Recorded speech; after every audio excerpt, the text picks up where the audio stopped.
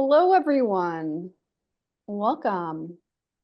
Thank you so much for joining us here today for this Planners Network webinar on transnational solidarities.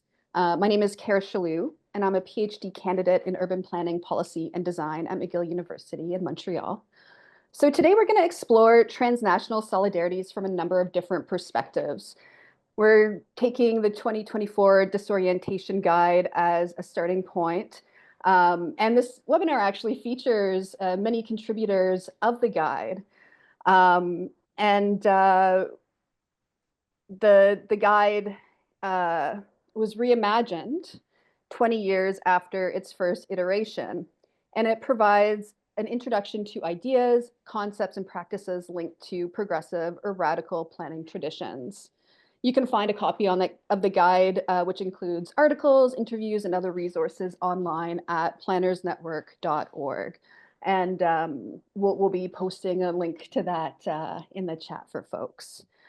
Just as we start, I would like for us to start today with a land acknowledgement that was also featured in the guide.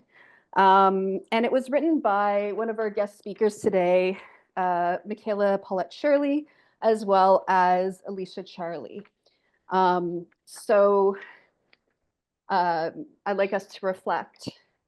To Mother Earth, we urge principles of land co-stewardship and reconnecting to the divinity of Mother Earth.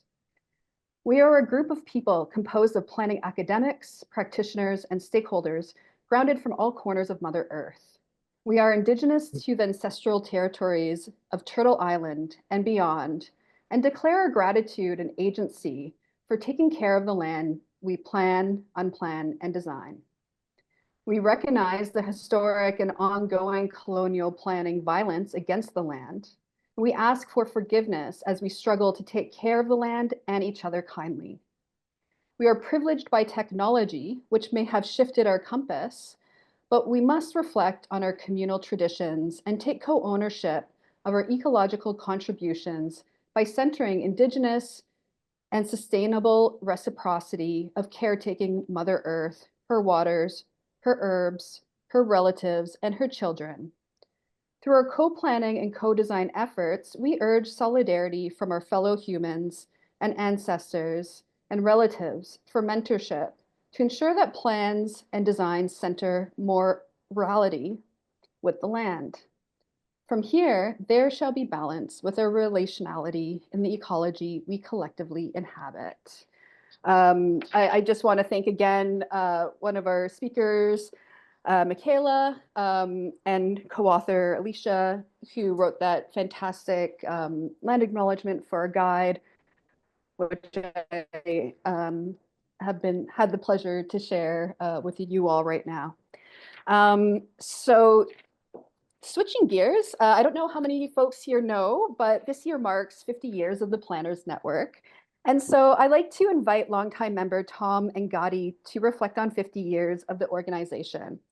So Tom is a professor emeritus of urban policy and planning at Hunter College and the Graduate Center at City University of New York. And he currently co-teaches a graduate class at Parsons in the New School. He has been a member of Planners Network since it started and co-edited Progressive Planning magazine. Tom is the author or co-author of 8 books, including a forthcoming memoir. Tom, please take it away. Thank you so much, Cara. It's great to see folks here.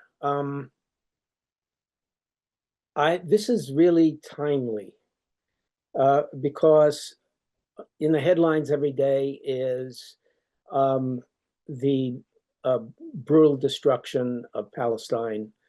One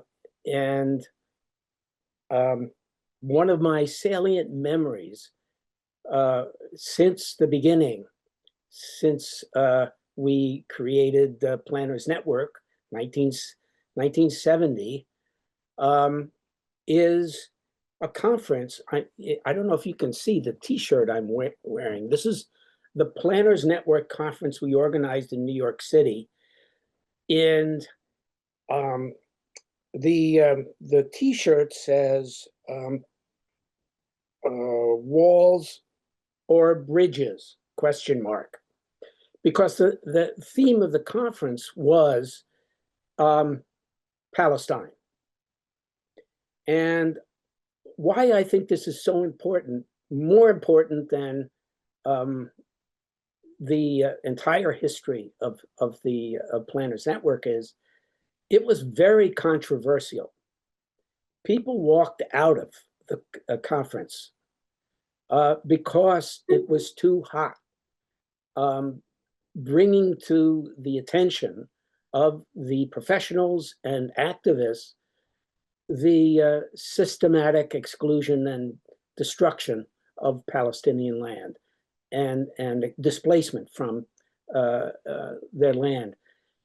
I did what I know some of our members thought was crazy. I invited, and this was held at Hunter College where I was teaching at the time, I invited a representative from the PLO, Palestinian Liberation Organization. And she came and she was the keynote speaker to a practically empty audience. It was a well-attended conference, but people chose not to go. Just to give you a taste of some of the contradictions that have been part of Planners Network right from the beginning. Planners Network started, and this is another really important historical moment. It started really with the civil rights movement in the United States. Planners for Equal Opportunity was created in the 1970s. And it was a multiracial organization of mostly people who were fighting the federal urban renewal program that was displacing communities of color. It was at its birth linked to the civil rights movements. And there were civil rights activists in Planners for Equal Opportunity. It was one of my great inspirations because I somehow wound up in a graduate urban planning program to get a PhD. And it was racism and race became a central theme for the first time in the planning profession and in academia. And that led also into Planners for Equal Opportunity. Planners for Equal Opportunity included many of the activists and a small group of planners, professional planners, who were fighting urban renewal and the displacement of communities of color. So those are the two radical roots of Planners Network, I think. And over the years, since the network actually started, when Planners for Equal Opportunity sort of wound down, and Chester Hartman, who was an original member of Planners Network, started Planners Network as a newsletter. And it came out monthly or occasionally, reaching a small group of professionals who decided to hang around after PEO disbanded. And that led to the newsletter, led to the creation of the magazine that came out bi-monthly. And I was honored to be able to co-edit and edit the magazine, which lasted as long as many other published hard copy publications lasted until it went online. And I guess so the first and most important lesson is our roots in the civil rights movement. And that's easy to forget because I could see this after years of editing the magazine and getting material, being submitted, and very often we would get material that was not linked, even indirectly, with the original commitment to racial and racial equality and against racism. So that was both problematic, but it was also a secret to the growth of Planners Network because it attracted people from many different movements and around many different expressions of inequality beyond race. And you could see that in the editorial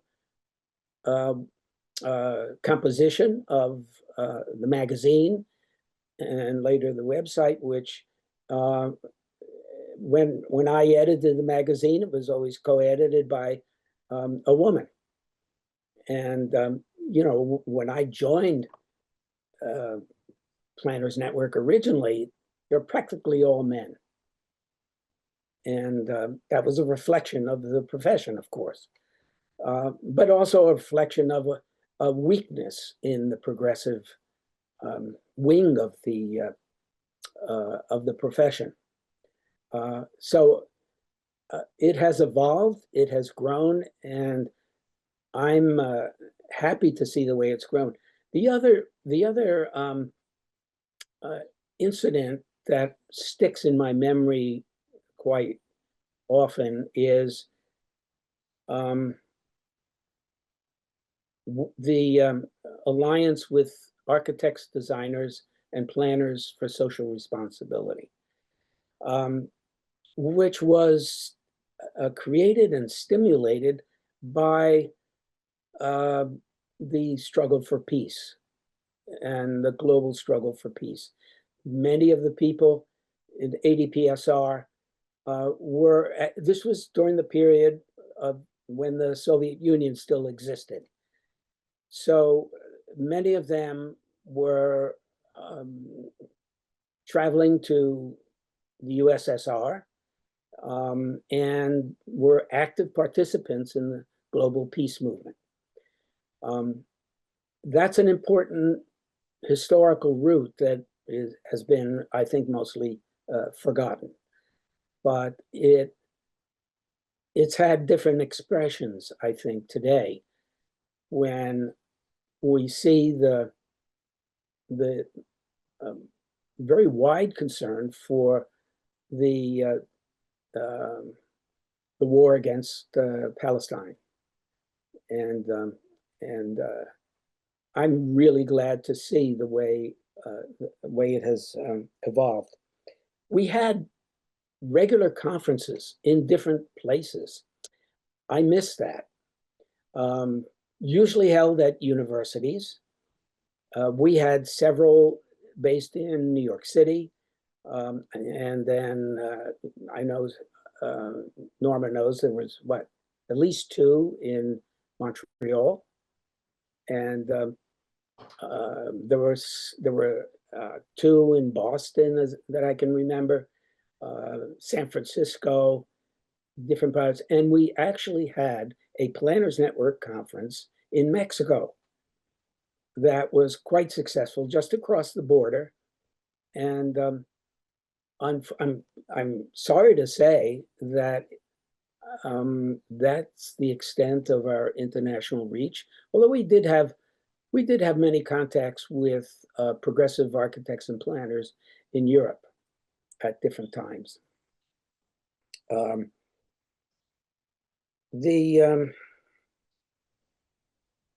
So I'm still asking myself the question that we asked right from the beginning. What's progressive? What is progressive planning? What do we mean by it? And I think the meanings have evolved because it's a very general category that can that can mean an awful lot. When I was editing the magazine, I took that very seriously, the question of defining what we mean by progressive. We used to get lots of submissions that I had to scratch my head and say, is there something progressive about this? And so to me, the leading movement questions were would help me define what is progressive. If it's not connected to a movement, if it's an strictly academic and theoretical exploration, there are other publications, there are other venues for that kind of discourse. But so one of my guiding editorial rules was always, how does it relate to progressive movements for social justice, racial justice, gender justice, and in the broadest sense. That wasn't always met with great favor. Some people were grumbling sometimes about how, because when I edited the magazine, we would get submissions from academics who thought it would be cool to get published in a magazine that was kind of open, and it was hard sometimes because some of the academics got pretty dicey when it came to why you want me to make changes in this. This is they had never encountered a politically and I don't mean political in terms of electoral politics, but informed by the mission, an editorial decision making that is informed by the mission. And some academics had problems with that. That happened also when we did articles on Palestine, when we touched on articles relating to socialism. That was a little too far for some people. And but I tried to keep my head on straight and say, is this something that our progressive planners are talking about, are concerned about? Is it something that APA will be better suited for APA? And if so, let them submit it to APA. I know stuff that I used to submit to APA was reviewed very critically because of its political orientation. It wasn't middle of the road. It wasn't neutral, politically neutral. So Progressive Planners Network is for advocates. I gotta try latte. Pardon? Oh, sorry. I guess there was someone unmuted. Okay. Well, thanks for that, Tom. Yeah, if you just like to conclude your thought there. Yeah, well, I would always ask myself in looking at material is this something that's on the minds of activists? Is it controversial? That's, it doesn't matter whether it's controversial or not, but does it have value in bringing out issues that you can't find in other venues? I remember Planners Network newsletter started. It was very chummy, and by the way, it was almost all men, and Chester Hartman's friends and colleagues, because the profession was almost all men and almost all white. Um, so, so to me, the what makes Planners Network still relevant is that it asks hard questions. It takes stances that in other venues within planning are considered controversial. And that's good. I mean, we published stuff that I disagreed with personally, but I thought, is this if this is something that's on people's minds, progressive planners' minds, let's have it out. Let's let's talk about it. Absolutely. Well, thank you so much, Tom. I really appreciate your thoughts and filling us in on this incredible history. Yeah, just so moving on, next we're going to hear from a number of planning practitioners and academics who will reflect on how transnational solidarity relates to their own work. So first up, we'll hear from Abigail Moriah. So Abigail is a consultant and an urban planner specializing in affordable housing for over 15 years. She is passionate about connecting people, mentorship, creating spaces for belonging, as well as building an equity focus in the field of planning. In all of her work, Abigail seeks to build bridges across sectors where she can encourage intentional and meaningful engagement between community, practitioners, and academic institutions, with the goal of redefining how planning is done in communities through practice and research. Through the Black Planning Project, Abigail hopes to contribute to knowledge and practice in the field of planning and development from the perspective of Black individuals. Abigail, please, you're welcome to share some thoughts. Okay, thank you. And thank you again for the invitation to speak today. So when I received this and I was reviewing, the questions that we were encouraged to kind of explore, one of the first questions that came to me as a practitioner, somebody who was, I think Cara kind of talked about my experience a little bit, but who was kind of working this interface between working with communities, as well as that involves both research and consulting, and primarily with Black-led communities. And so, in thinking about that, I was trying to consider, like, what is my connection to transnational solidarities? And actually, even moving backwards, what is transnational solidarities? And so I reached out to a colleague who shared a book with me, and actually a book that was published almost 20 years ago in the Canadian context, called Organizing the Transnational. And in reviewing some chapters from that book, I kind of breathed a sigh of relief to see that, okay, this idea of transnational solidarities could potentially extend beyond, or doesn't have to extend as far as border crossing in terms of these sort of national colonial borders. We could actually consider what it means in terms of in different ways.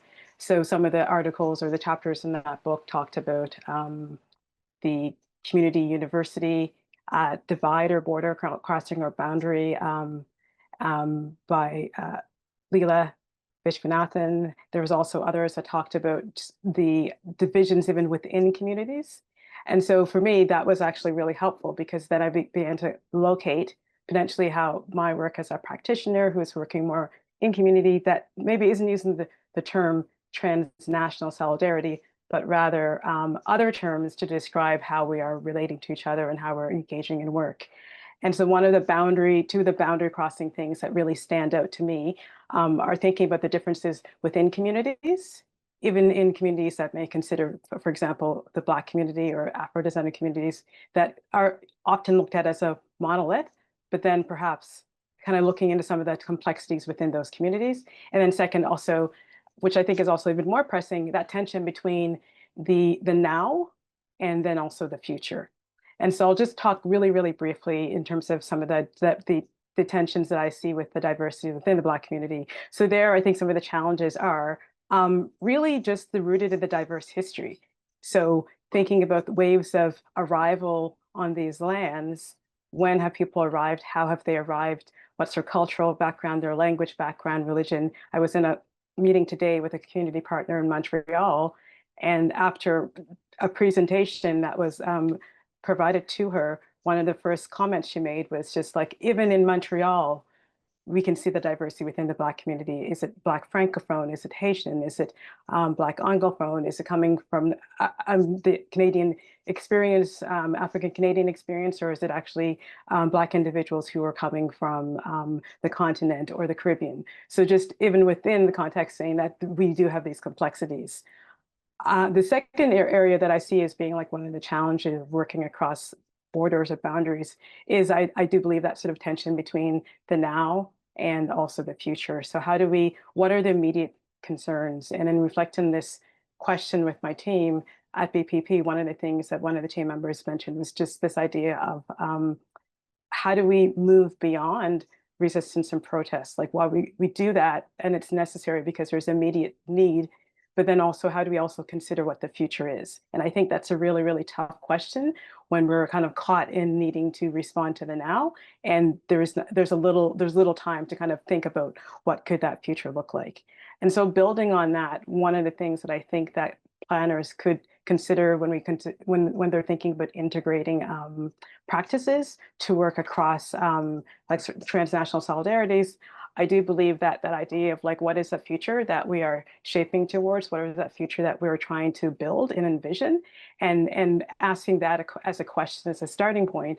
And then also coupling that question with like, where do we go to for hope? That's one of the references or the questions I asked within the disorientation guide is, where do I as a Black person, as a Black planning practitioner, turn to for hope of what might be possible for communities with significant Black populations? And I think one of my first turning points for hope is always back to community. I'm seeing, what is happening there. What are the things that are emerging? What are the tensions? What are the opportunities? And what learning can happen there? And how does that actually inform our practice? And so one way I want to talk about that really briefly is through a piece of research that we've been doing for the last few years with Black communities called Black Experiences with Planning in Canada. And that's really looking at trying to understand what is a Black informed, a community-based, Black led way of engaging in planning practice. And so in doing that, some of the interesting, and this really started with community saying that, how do we begin to document some of this work that's happening? And then from there, there was an opportunity to arise to actually apply for this grant. And some of the learnings where you are coming to 3+ years and coming to the knowledge mobilization phase, some of the learnings that are coming out of that is the value simply in working with community to sort of document what is happening there and what we can learn from that, how that informs their ability to do their work, how that can inform practitioners and planners who are working with them in a consultant or a municipal or approval role, and then also just what that means for how they share that work with each other to actually build across policy and trying to think about some of the challenges and the things that need to be responded to, and how do they actually network across regional and provincial boundaries. And so I know I'm like sort of cognizant of the time. So I do want to just say, to kind of wrap up in one last piece, is thinking about the other area that I think is pretty significant to consider is also the valuing of different ways of knowing and doing. And I think that's really important, particularly coming from that sort of like research-based perspective as we enter community, but also from a practitioner perspective. So I'll give you 2 examples of where I feel like that's particularly pertinent. From a practitioner perspective, it's really a lot about internationally trained planning professionals. And I think that in the Canadian context, that is something that's quite pertinent right now. This idea that not having the Canadian experience that allows folks to practice, yet not considering how they are able to contribute and to bring knowledge forward that could really, really help to respond to challenges that we're facing here. And so how do we adjust our requirements? And how do we actually really rethink what is the core competencies around planning and how we engage in this work? I think when it comes from the community perspective, the other thing that from thinking about community-based knowledge is really how are we engaging with communities? How are we bringing them to the table, or how are we actually going to communities? And what does that look like for the work that is going to be produced how is it actually providing what communities are saying that they need to move forward on their goals, on their activism.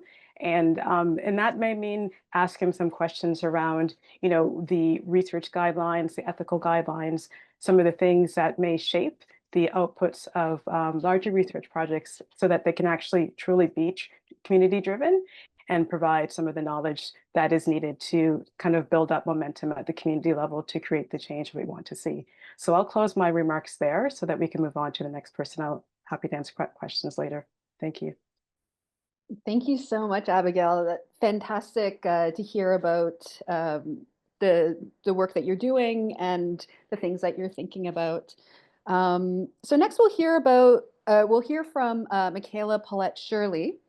Michaela, who is Dene, identifies with the Water Edge and Bitterwater clans, with her maternal grandfather from the Salt clan and her paternal grandfather from the Coyote Pass clan. Michaela thanks her parents, Paul and Dolly Shirley, as well as her late Nally, Isabel Shirley Saw. With over 10 years of experience in Indigenous planning, she is a published author on topics related to Indigenous planning, community development, and Dene-centered arts, management, and planning. She is a steering committee member for the Planners Network, a founding member of Vital Little Plans, and a board member with the Navajo Townsite Community Development Corporation. Michaela, all yours.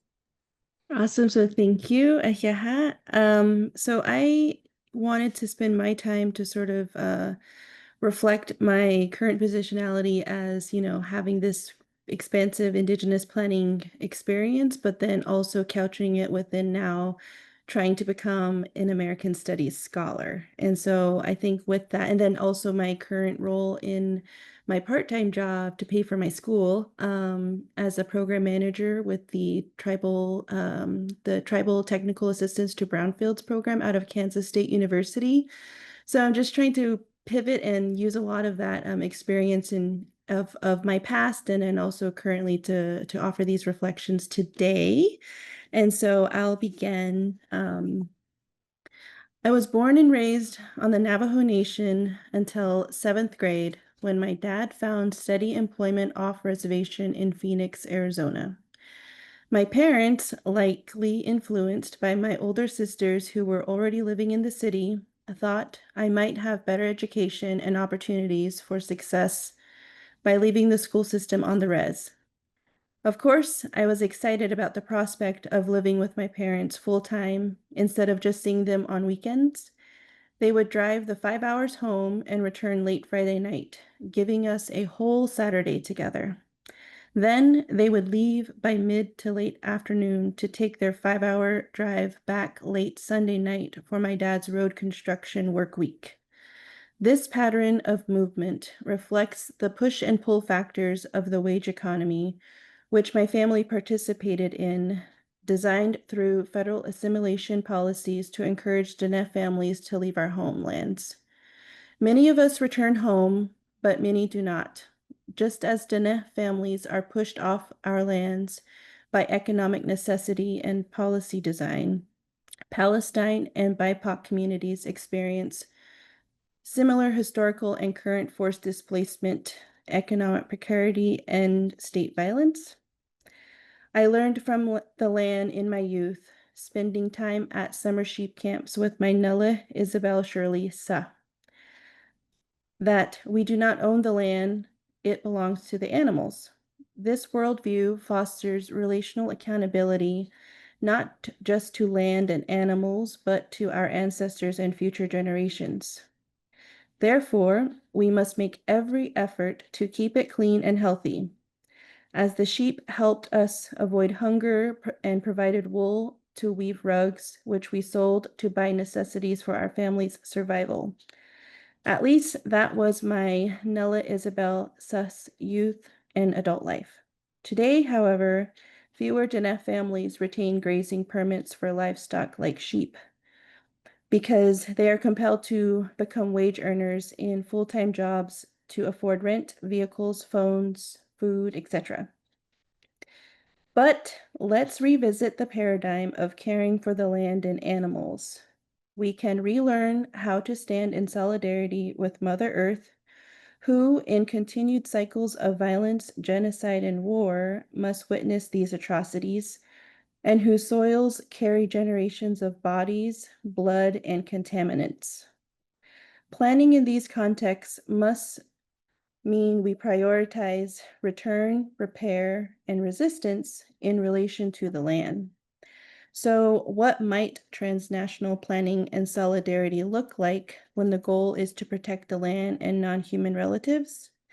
Solidarity from one Dinesh perspective, which is me, is not a political alliance alone. It is also a spiritual and ecological commitment to live in balance with all beings.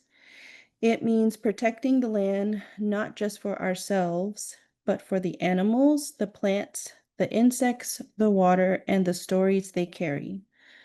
Ultimately, it is the land and these non-human relatives that endure the greatest suffering caused by human choices. So, my call to action to my fellow current and future planners and American Studies scholars is to become the storytellers and healers in solidarity movements that prioritize land-based planning, community-led design, and transnational collaboration, as there's a push to decenter the US and study America from elsewhere, including our relatives in Palestine and BIPOC communities around the world. So with that, it's like across all of Mother Earth, we can share tools, stories, and strategies to protect our lands, non-human relatives, and our peoples. Thank you. Wonderful. Thank you so much. Really fantastic for you to share. So next we have Ken Salo that will join us.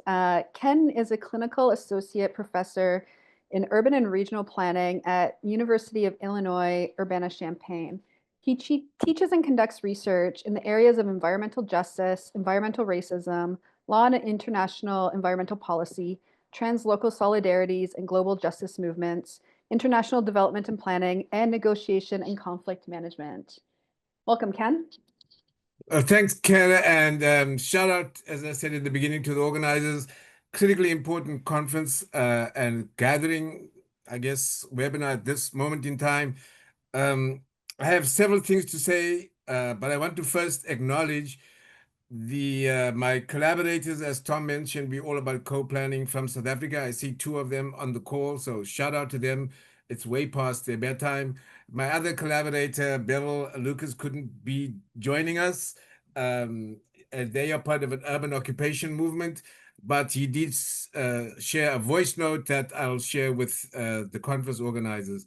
So also to recognize, I'm very, very excited to see the intergenerational nature of this dialogue. This is so encouraging, beautiful young people taking on this important struggle at this time. And I'm sure Tom will agree with me. This is what it's all about, I guess. So with Tom, and I guess given our privilege of being around, having been around longer than most folks here, in addition to the 50th anniversary of P, and by the way, I think for the first time I joined, there was a conference on the Just City at UC Berkeley, and we might want to, I still treasure those notes, and I was privileged to join at the other meeting at Memphis, Tennessee. So I still have fond memories. I took students out there. But recently, I also celebrated with my fellow Pan-Africanist collaborators the 70th anniversary of the Bandung Conference, which I think right now is another opportunity for us to reflect in the emerging moment of the BRICS as the emerging BRICS Plus and partners, and within the recovery of that spirit of Bandung, which of course still remains about struggles for land and housing justice. So just, shout out and acknowledgement to underscore what Thomas shared. I mean, Palestine is still the question. It remains the question. And for me, I think it's an urgent question that might be, what might actually be, as, well, some people famously want to say is the kind of a tipping point, right? Meaning it's a turning point in world history. I think we are beginning to see some hopeful signs, as some people argue we are living through dark and dangerous times. But as I mean, the tradition of many of the oppressed teaches us that the states of emergency in which we live is not the exception, but it's the rule. But also, as Walter Benjamin insists or argues, that it's also a period of emergence. I'm hoping there will be a new emergence through that. It's also, as I think you may know, the 100th anniversary of Fanon's works, and of course, he's centering on the land question. So, all by way of sort of arguing that I think this time for internationalism or to revisit that issue is very central. And in part of that celebration, we recently, Faranak and I, and she will probably talk further, we had a exhibition here. I had the flyer, which I can share at some stage. It was called The Art of Recreating Transnational Solidarity Against Global Apartheid. So from a South African perspective, we still find this idea of apartheid as productive, in the sense that it, as we say in South Africa, it didn't completely disappear. There are many unfinished struggles. It went global, right? And this is all about us recovering this divided world order that we're in. Maybe the other reference here in 2020, the famous scholar Noam Chomsky, in an inaugural address to the Progressive International, flagged the time as saying we are at a period now of sort of two competing, or in the language of antagonistic international movements. We we are dealing with two forms that he characterizes, both progressive international versus reactionary international movements. That's to echo Tom's reflection. And for him, the reactionary internationalism, we can see, and I can point, if time goes later, to these are the forces that are gathering with the first Trump, but the second Trump administration, also in the so-called refugees, South African refugees recently in South Africa of fake genocides. So we see a internationalism of white settler colonial solidarity, but we have to juxtapose that against our internationalism, which is progressive from below. So I wanted to just say that we have to insist, on the internationalism, because as Chomsky puts it, we are dealing with internationalism or extinction. This is the choice that we face. In fact, the whole place, is on fire and can blow up in flames and nuclear holocaust. So in that regard, I think it's critically important for me to urge to revive the progressive PN tradition, especially for planning professionals, which was always critiquing, professional planning, but in a way that recenters justice. And as I said, the concept of spatial justice is for us central, and question of land acknowledgement in South Africa with regard to urban and land justice. And as Michaela pointed out, it's still about land and spatial justice. But to recover it, not in a kind of liberal way, as some abstract concept, but I want to suggest here, perhaps we need to think, with other neo-Marxists like David Harvey, to look at the geography of justice, in that it's situated in a particular localities, and specifically in cities. So to look at how urbanization works to displace and dispossess, and that these are all interconnected struggles. Of course, we're living in a global system of capitalism, of colonial capitalist conquest, and global cities and urbanization. So I think that's also part of our task, is to recover that planners network tradition. So I share with Tom the desire and aspiration that PN continues to remain that source and that font of rebellious young minds who are centered around this vision and alternative visions of justice. Of course, the visions, and I think that's also important, because for us and I find in many of my students, you have to cultivate this optimism, revolutionary optimism, because it's easy to be despondent at this point in time. But also, of course, beyond imagining and cultivating that is also to organize and to help students to organize beyond the class as you suggested. So I think I think the urgency for us to revive this collaborative co-planning with social justice orientation is now more urgent than ever. I think lastly, or towards the conclusion, let me also share some thoughts on particularly solidarities.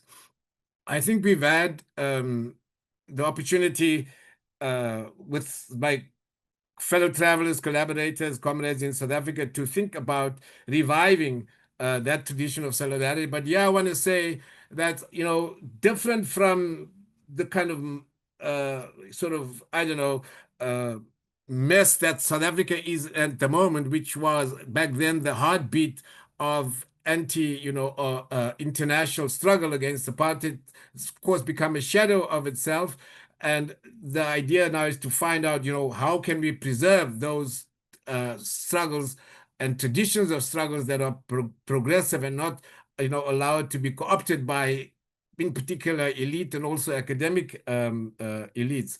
And I want to suggest we, in this new project called Humane Urbanisms, we've organized and gone back to the labor organizing tradition of solidarity. Some of you my age would have grown up with the slogan, an injury to one is an injury to all. So this is the idea of this shared or subjective notion. And again, for Michaela, it might be useful to mention, I'm very impressed with the Maori indigenous activist, Lila Watson. She has a quote that for me flags this idea of a common or shared pursuit for a new humanism, which I think she's accredited with saying that, if you're here to help, then help me, you're wasting your time. But if you're here because you believe that your liberty is shared, we have a common liberty as a shared humanism, then you're welcome to join the struggle. I think we need to move from another way of saying, from sort of mechanical to organic solidarities, where we start seeing our faiths as intertwined, and maybe with Sylvia Winter begin to move away from this liberal individualistic human to more what she calls collective or a new humanism, a humanism, to use the South African much abused term of Ubuntu, where we become human through other people. And I think this tradition is, for me, reflected now in the occupation movements. So if I have time later, and maybe with my comrades, the two projects we're working on now is, we've called it Towards a Humane Urbanism, because we think that, playing with Chomsky, maybe another way to think about it is, we are at a moment where we have to choose either a humanist approach or deal with the violence and terror that the status quo is arguing. So it's a choice between humanism or terror. And I think the occupations in South Africa of abandoned buildings where people are forming communes and alternative associations and cooperatives, for me, is grounded in the spirit of caring and hope, and also situated in people memorializing these visions and struggles of unfinished business. In other words, what they haven't achieved yet, what they fought for. And our role here as professionals is really just to recover and amplify these visions and values centered in sort of, I think, feminist praxis, which Faranak will probably share more about, in care and mutual care and mutual hope and memory as the sort of source of that. I think the pandemic gave us a good idea of what's possible to recover those traditions of mutual aid. I'll leave it off at that point, and hopefully we can explore further in the discussion. Thank you so much. Thank you so much, Ken. And next, as you mentioned, we're joined by Faranak Miraftab. Faranak is a professor of urban and regional planning at the University of Illinois Urbana-Champaign. As a prolific and esteemed urban scholar of globalization, Miraftab's scholarship sits at the intersection of planning, geography, feminist studies, and post-colonial studies. Her interdisciplinary research is empirically based in cities of Latin America, Southern Africa, the Middle East, and North America. Her research and teaching concerns global inequalities, and in particular, the global and local processes involved in the formation of cities and citizens' struggles to access dignified urban livelihoods. She investigates social and institutional aspects of urban development and planning that address basic human needs, including housing and urban infrastructure and services that support it. In particular, how groups disadvantaged by class, gender, race, or ethnicity mobilize to obtain resources such as shelter, basic infrastructure, and services, and how institutional arrangements facilitate and frustrate provision of and access to vital urban resources. Her most recent book, Global Heartland, received the Paul Davidoff Award in 2017. Please, thank you for joining us, Faranak. Thank you, Cara. Thank you, everyone. So good to be in company of all of you. And thanks for everyone who has tuned in. I appreciate it. Okay, so I hope I can stick with my time. The question before us is planning for transnational solidarities. And I could engage with that question from a planning educator position, where, you know, the position I occupy as a planning educator. Before I do that, I think I should start by acknowledging this moment we are in. And there are two dimensions to it. One is acknowledging the genocide of Palestinians that is publicized, and it's, you know, we are, for first time perhaps in history, we are live observing the genocide that is happening. And the second is that I feel we should acknowledge this moment where in the US we are seeing haunting and you know, chasing of hardworking working class immigrants in the names of calling them criminals and all what you all know. But what I want to this is basically it's not a, it's a dark moment, it's a special moment, but also could be a very enlightening moment. And what I want to emphasize is that it's true that for the first time, perhaps people are seeing live that what is happening is not really a fight against terrorism or calling an organization Hamas and saying this is fight against Hamas, but it's actually killing of civilians and innocent people. But it's not like new thing that has happened. It has been happening for decades, right? And what is new is that for the first time we are seeing it, and it's being observed what we knew was happening in the previous decades: dispossession, displacement, destruction of lives and livelihood. Similarly, what is happening in US now, this moment of seeing, you know, scenes that we are seeing of dehumanizing immigrants, and also scenes of what has been happening in the last few months of occupying. This last week that they basically sent troops to Chicago, occupying the city in the name of high crime and drugs. This is, again, perhaps not new. This is what United States has been doing all over the world. They have occupied wherever they wanted countries and called it that it's war on drugs. What they did to Central America is not very different, sending troops to places, justifying it as a war against drugs or crime. And this is basically the playbook. What I want to say is the playbook that US politics, as its imperial politics, played elsewhere. And what is new is that now we are seeing it in our own backyard. We are seeing it in LA. We are seeing it in, you know, other cities of the US. But this has been all along. They did this. They sent the troops to Iran during the time of Mossadegh. They sent it to, they supported coups. And so that is basically the point I want to make. Now, having recognized the particularities of this historical moment, but at the same time that this is colonial chickens coming home to roost, being replayed here again, and what is not new, so new, then the question is, what does it mean for our planning education? As a planning educator, how do I think that we could teach planning or have a planning pedagogy that could possibly promote more than ever before? We need this transnational solidarities. How could we promote it and facilitate it through the position that I have, at least, and many of you as planning educators? And I think it's something that I have been advocating over the last more than 2 decades, and that is the importance of a global, of a transnational perspective in no matter what we teach, whether it's land use, transportation, community development, environment. We have to always take that global or transnational perspective and approach, which what I have been talking about is a relational approach.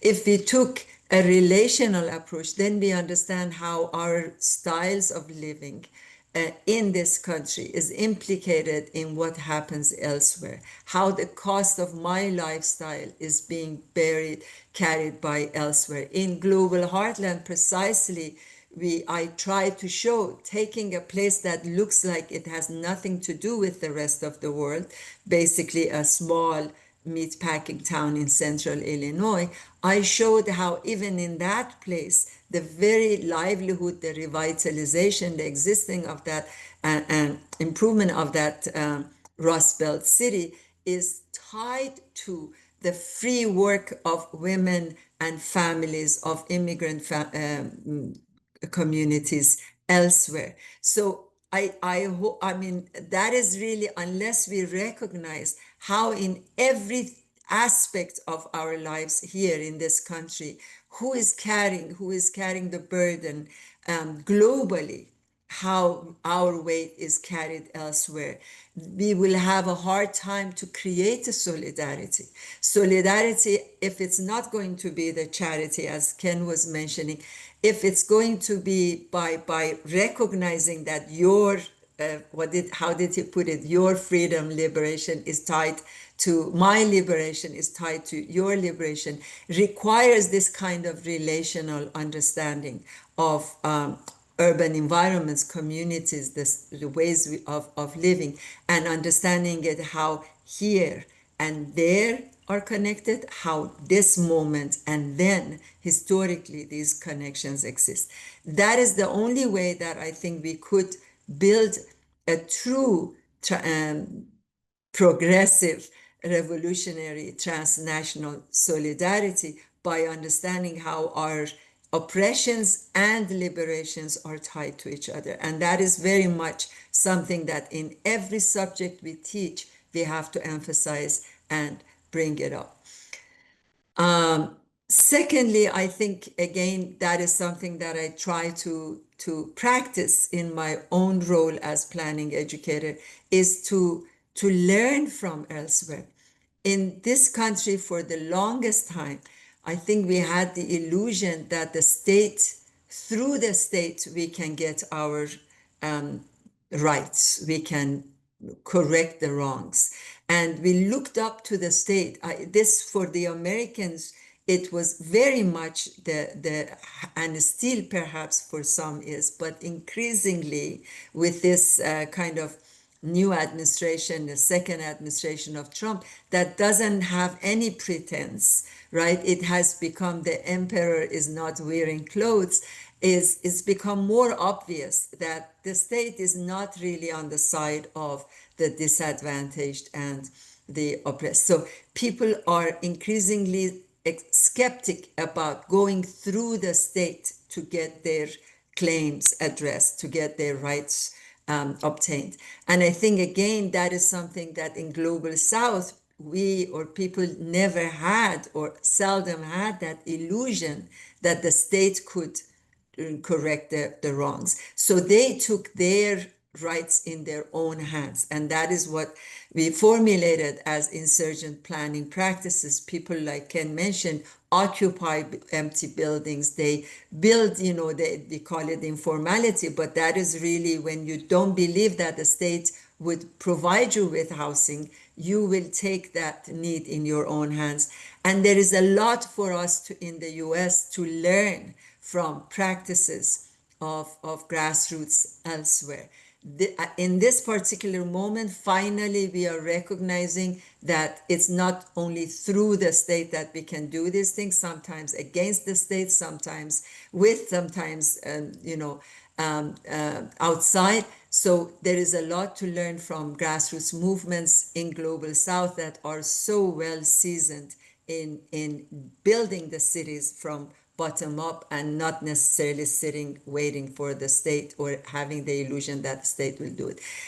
Occupy movement was a small, tiny moment where we felt like finally, US citizens are learning from practices of occupying public spaces and making demands from elsewhere.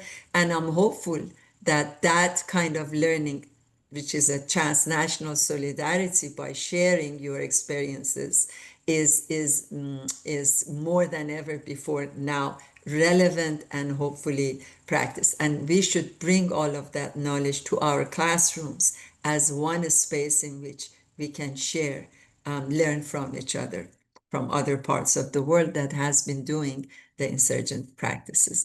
Thank you. Thank you so much. A lot of fantastic things to consider. Last but not least, we have Norma Rantisi. Norma is a professor in the Department of Geography, Planning, and Environment at Concordia University.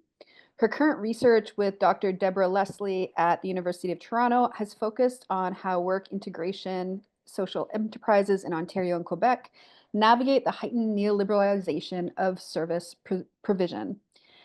She also has conducted research in Palestine on livelihood initiatives under neoliberal settler colonialism. She is the co-chair of the Planners Network and part of the editorial collective Progressive City Radical Alternatives online magazine. Norma. Thanks so much, Cara, and a real shout out for all the amazing work you've done to bring us all together. So thank you for that. And I also wanted to acknowledge, I'm sharing it again in the chat, the PN Disorientation Guide that Cara really was the primary editor on, and in which everyone speaking on today's panel has contributed. So please do check out the contributions they've made in the Disorientation Guide, which is freely accessible on the Planners Network website at that link. Okay, so I really appreciate everyone's who's spoken ahead of me and all of the rich contributions they've made, and also reflecting on Palestine in a lot of cases as well. And in the fall of 2023, the Progressive City magazine put a brief editorial out in relation to Gaza and drawing on some visuals from Visualizing Palestine.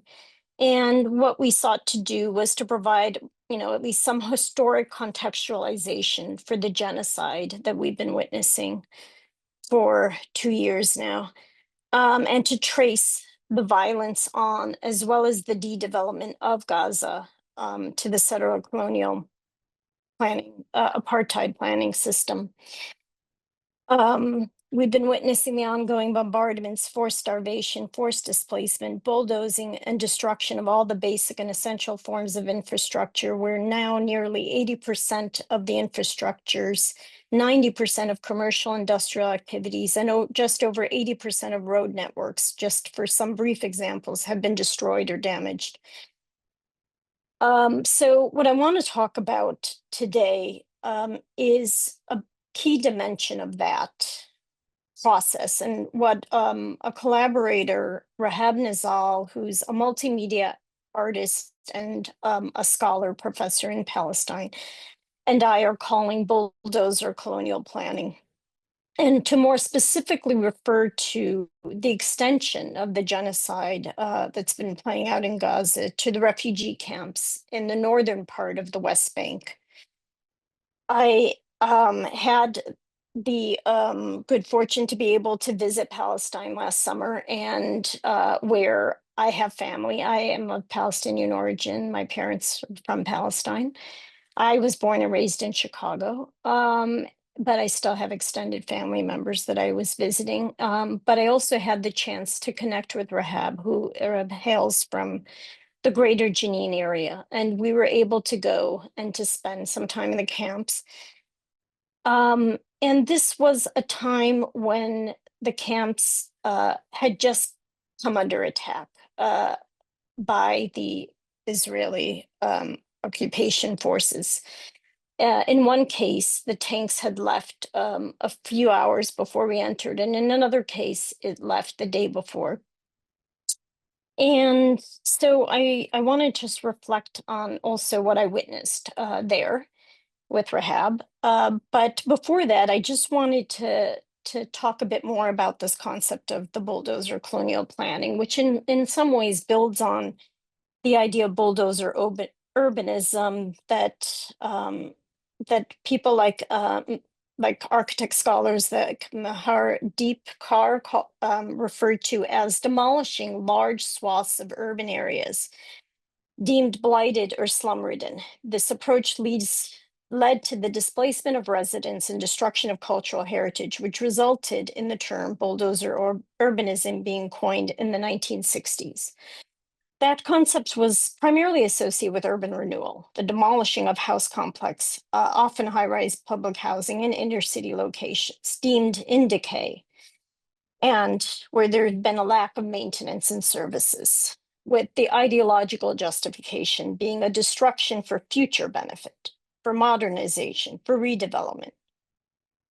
In practice, of course, it would prompt large-scale displacement, the loss of cultural sites, and the disruption of social connections, as well as livelihoods. Bulldozer colonial planning shares many of the same features, destruction not just of lives and economic livelihood, but the more general conditions that make life possible, that of the social fabric, the spaces and the support relations, the cultural heritage and the physical infrastructure. In this context, however, it's the colonizing power rather than the state that plays the central role to further entrench control over land and the people inhabiting it. There's no pretense or ideological justification of future improvement. The ideological goal, the obliteration of the physical form, rendering it uninhabitable for those they deem to be a threat to the settler colonial project through their resistance, potential resistance, or mere presence. In the context of the Palestinian refugee camp, there's a further dimension. The camp represents a settlement of houses and street markets and basic services. But for camp residents, it's a temporary one until the refugees' right of return to their place of origin is realized. It reflects on an enduring attachment on the part of refugees or their parents or their grandparents to the place from which they were displaced in 1948 or subsequently 67. And there's often symbolism in the camps, such as street names, artifacts that link the camp to that place of origin.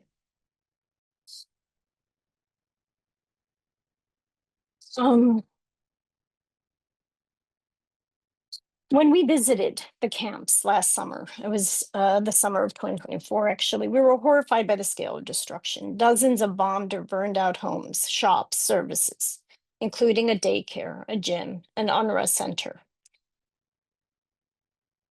The layering, the topography, the layering, and the dense concentration of homes, the kind of vertical, makes the damage all the more intense in that if one home is damaged, it will affect other homes in that vertical alignment too. Streets were torn up by bulldozers. the main street of Nur Shams camp, which is in the north, near the main town of Tulkarem, the whole main street was dug out on the day we visited. In Jenin refugee camp, which is one of the largest camps and the largest in the north, there were bullet holes in a lot of the structures, as well as parts of structures that had been demolished. Water lines were punctured. Water tanks were riddled with bullets.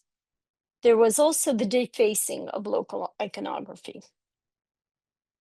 A key mechanism of this destruction is, among other things, the D9 armored bulldozer made by Caterpillar, which until recently had its head office in my place of birth, the greater Chicago area.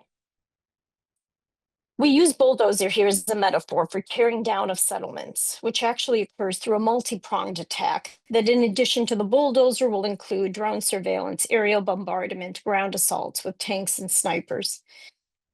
It shares much with actually the concept of herbicide, which a number of planners have written about, including by Abu Jidi. But the emphasis on the weapon of destruction here, I think, is intentional to provide a through line connecting what's happening there with here. Our governments are providing direct and indirect military assistance. A recent report here in the Canadian context by the Palestinian Youth Movement, in collaboration with other groups, showed that even though our government has claimed to institute an arms embargo, there have been shipments of bullets, of parts for other weaponry. And so there still is both that direct implication. And of course, we know that's very much the case within the US context, a lot of direct financial support, direct military support. These things are not unrelated to the intensification of the already expanding of what the intensification of what was already expanding, the ICE detention system within the US, and with Palestinian organizers, among many people of color, being featured as key targets and justification.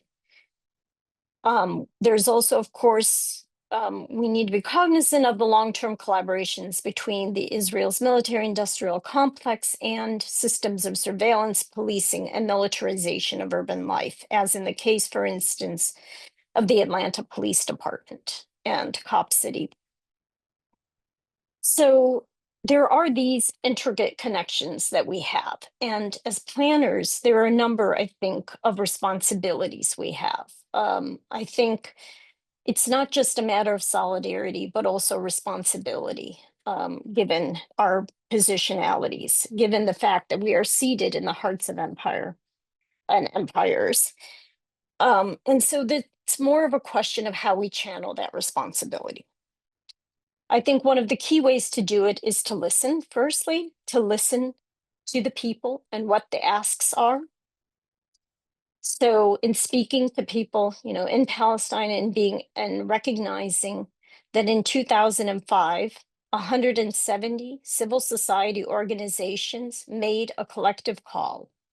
They made a collective call that was inspired by the South African anti-apartheid movement. And that call was for boycott, divestment, and sanction. So it's a matter of listening, particularly if we're in a position of privilege and power, but also a matter of seeing it through and acting. So it raises the question of what does BDS then look like for us as planners? And how do we realize it in the various places that we occupy? And here I just wanted, and hopefully we could open this up for more of a discussion, but I currently teach in the Department of Geography, Planning, and Environment. And so one of the ways we sought to enact that call was to pass a BDS motion. So we passed a BDS motion as a department in 2024. And I just want to read one excerpt, and I'll end it at that. But I just also feel that as planners, we can do this in terms of city policies, in terms of, and extend it to other realms. But one part of the motion reads the following. As scholars of geography, planning, and environmental science, we recognize that apartheid, colonial planning, and genocide contradict all facets of sustainability. The violence destroys the social, physical, and economic infrastructure that sustains life, dispossessing people from their land, depriving them of essential needs, such as healthcare, housing, clean water, utilities, and sources of livelihood.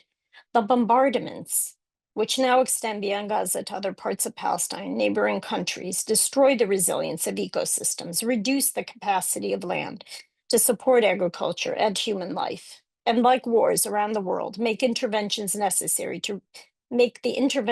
are necessary to reduce the impacts of climate change ever more difficult to realize. We situate the struggle for justice in Palestine in relation to ongoing struggles for decolonial liberation here on Turtle Island and around the world. And I think I'll end it there maybe, but I also want to have a bit broader discussion about planning and how we can link that. Yeah, absolutely. Thank you so much, Norma, and thank you to all of our speakers today. It looks like we have about 7 minutes or so for a few questions if folks would like to ask. Maybe it would be best if you raised your hand with the little hand tool so that we can get some questions in order. And maybe as we're seeing if there's some questions that pop up, maybe Norma, we can start off with a bit of discussion as you were just hoping to ask. If you'd like to pose this question, maybe to our presenters, but also to folks that are just attending. Yeah, well, there's just one thing I would maybe just want to mention. I read recently online, a member of Planners, Extended Planners Network, posted something on LinkedIn. It said that they run, I think, a small nonprofit maybe, and they wanted to provide services to the city in which they're situated, and that the city had a stipulation that to qualify for the contract or for that relation, you could not boycott Israel. This is a city in the US. You could not boycott fossil fuel companies, and there were a few things like that. And so there's, I think, ample space for us to be actively engaging and intervening. And even, as academics and people who do research, if that's the realm you're in, even to disclose and to kind of trace these connections, right? To make them visible could be a key part of the parts of the work we're doing. But I'd like to hear from others, their thoughts about that, about how that could, in the different sectors we work.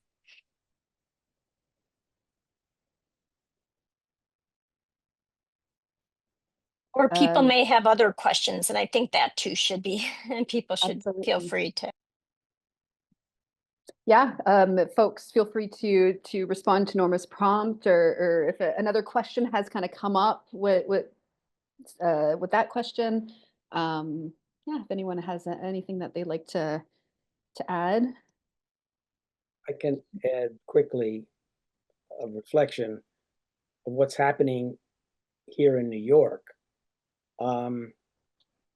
There's a significant local, state, and federal government backlash against the movement for solidarity with Palestine.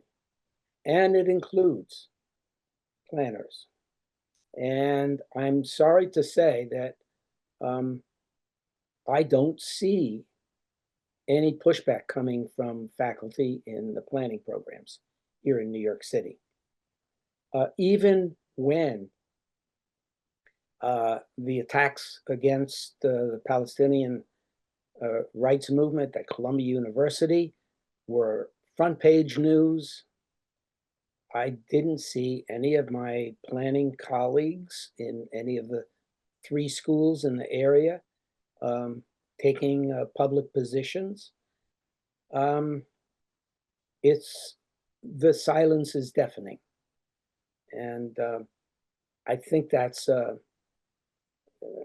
not surprising to me, because I saw it way before, 20 years ago, 25 years ago, when we did articles in Progressive Planning about Palestine and Israel.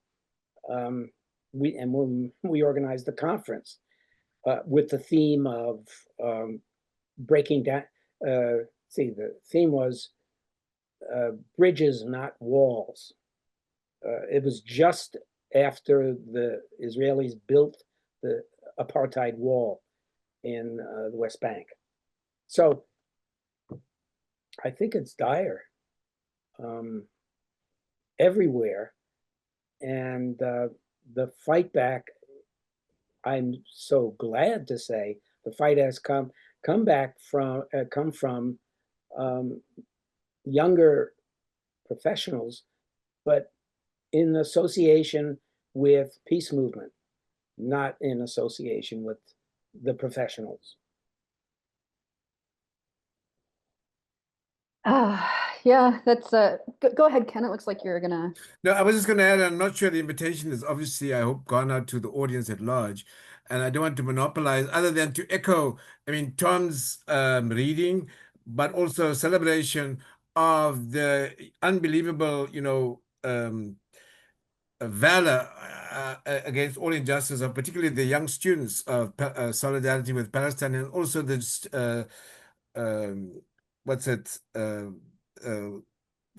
Jewish Voices for Peace. I mean, just unbelievable. There's been, I mean, seismic shifts, intergenerational rifts, and we are at this moment.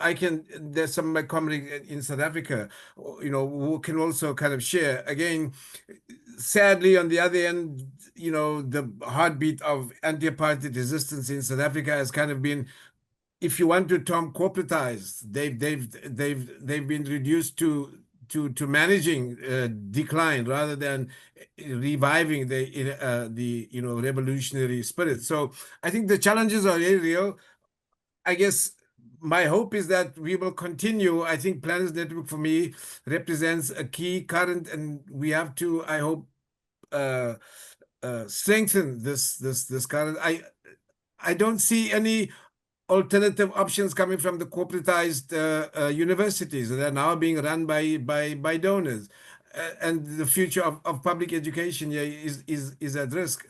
And so, yes, these are fundamental challenges. I mean, also to add, I think I'm reviving, Paulo Freire's work, which is, again, starting with the oppressed and their important responsibility to humanize the world, right? And all of those sorts of standards. So in many ways, I guess I'm saying, with Amka Krabal, which is, we have to return to the source and build the base. And I think Planners Network, in your reflection, and I look forward to your memoir, should be required reading about the 60s and 70s and revisited.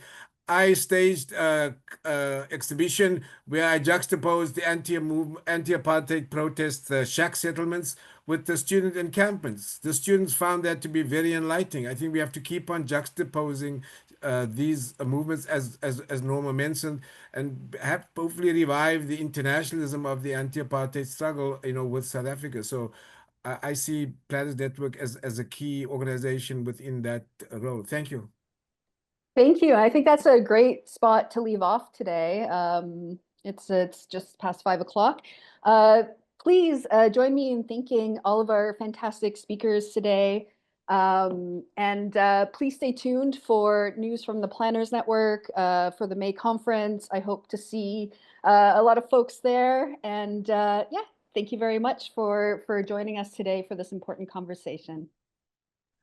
Take care. Thank you all. So lovely. Let's keep it up. I look forward to the next one. Bye for now. Viva Planners Network. Yes. Viva. Viva. Thank you.